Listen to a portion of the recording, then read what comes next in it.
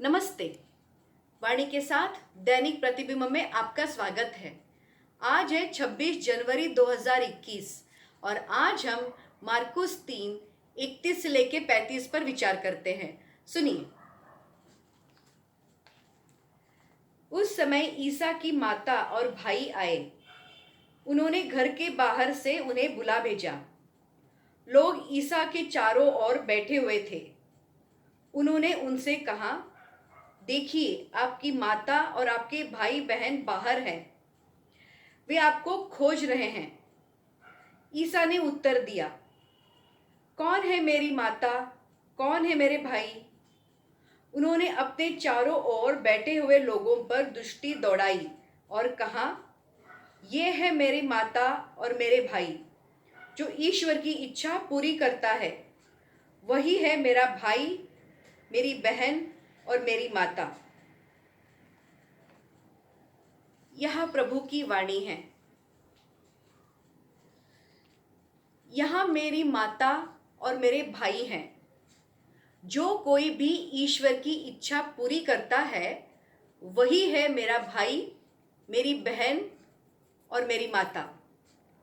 यीशु की यह टिप्पणी मैरी की उपेक्षा करने का इरादा नहीं था, जैसे कि कुछ लोगों का मानना है, क्योंकि मानव इतिहास में शायद ही कोई था जो मैरी के रूप में ईश्वर की इच्छा पूरी करने के लिए इतना आज्ञाकारी रहा हो।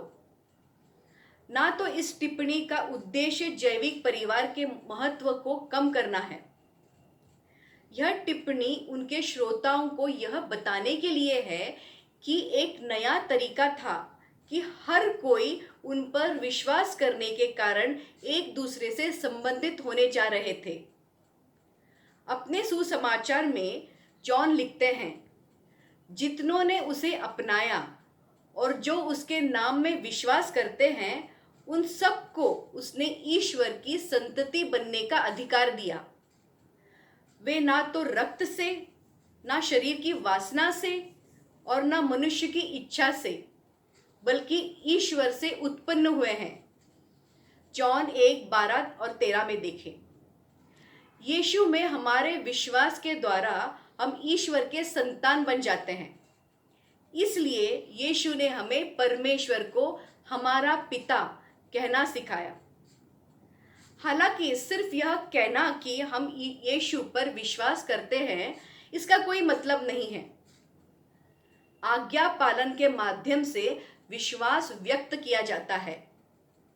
अपने पहले पत्र में जॉन इस बात पर जोर देते हुए कहता है, हम जानते हैं कि हम यीशु को जान गए हैं अगर हम उसकी आदेशों का पालन करते हैं।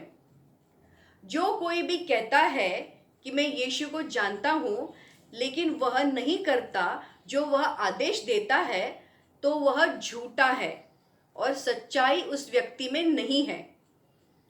खुद यीशु ने भी यही बात कही थी। अपने कष्ट भोग के कुछ समय पहले यीशु ने अपने प्रेरितों को बताया, यदि तुम मुझसे प्यार करोगे तो मेरी आज्ञाओं का पालन करोगे। जॉन 14:15 में देखें। और वह कौन सी आज्ञाएं हैं जो वह हमें पालन करने के लिए कहता है? उसके लिए यह मुख्य रूप से एक है। मेरी आज्ञा यह है, उन्होंने कहा, जिस प्रकार मैंने तुम लोगों को प्यार किया, उसी प्रकार तुम भी एक दूसरे से प्यार करो। जॉन 15:12 में देखें। हम में से प्रत्येक का मानना है कि वह यीशु की दृष्टि में विशेष है, लेकिन हमें यह महसूस करने की आवश्यकता है कि जिस तरह वह हमें महान और गहरे प्रेम की आंखों से देखता है, वह हमारे भाइयों और बहनों के प्रति भी प्रेम की समान आंखों से देखता है। और वह चाहता है कि हम एक दूसरे के लिए बने रहे। ऐसा करने के लिए पादरी की अधिक जिम्मेदारी होती है।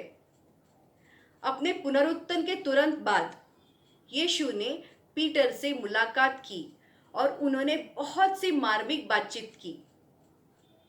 उसने पीटर को 3 बार पूछा, क्या तुम मुझसे प्यार करते हो? और बढ़ती हताशा और निराशा के साथ पीटर ने जवाब दिया कि वह करता है। और हर बार उसने यीशु से कहा कि वह उससे प्यार करता है, यीशु ने उसे कुछ करने की हिदायत दी। मेरे मेमने को चराओ, उसने पहली बार कहा। मेरे भेड़ों की देखभाल करो, उसने दूसरी बार कहा। और अंत में उसने पीटर से कहा, मेरी भेड़ों को चराओ। जॉन 21:15 से लेकर 17 में देखिए।